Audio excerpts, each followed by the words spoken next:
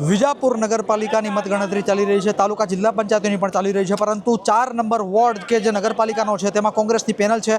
5 નંબરના શું સમાચાર છે? મારી સાથે નોફિલ સૈયદ છે જે અંદરથી કંઈક અપડેટ લઈને આવ્યા છે. શું કહેશો નોફિલભાઈ, શું અપડેટ છે 5 નંબરના ઉમેદવારોની? કોણ આગળ ચાલે? ઉમેદવારોમાંથી ટોટલ 20 મત હતા બેલેટવાળા, એમાંથી 4 મત રદ થયા અને 2 મત નોટામાં ગયા. ટોટલ આમ 16 થયા વેલિડેબલ વોટ, એમાંથી 14 બીજા વોટ મળ્યા ટોટલ તમામ કોંગ્રેસના ઉમેદવારોને. 1 નંબરને 14 મળ્યા, તસ્બીતા બાનુને અને તંજીલભાઈને બી 14 મત મળ્યા. બંનેને 14 મત મળે, 14 મત મળેલા છે. એટલે જે અપક્ષના ઉમેદવાર છે તેમને એક પણ મત કોઈને બી એક પણ મત મળેલો નથી.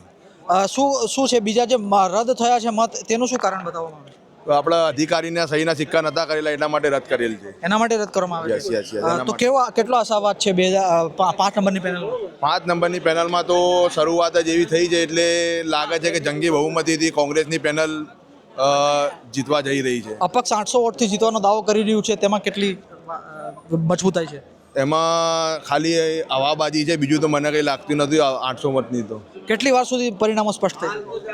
બસ હવે કાઉન્ટિંગ સ્ટાર્ટ થાય એટલે પહેલાં જે બેલેટ ખુલશે એમાંથી ચાલુ થઈ જશે કાઉન્ટિંગમાં, કારણ કે અગેન્સ્ટમાં તો લાગતું નથી કે કોઈ લગભગ 600-700 મતથી બી વધારે લાવે. આ તો મેક્સિમમ સારું એમનું મતદાન થાય તો 600-700 મત એમને મળી શકે છે.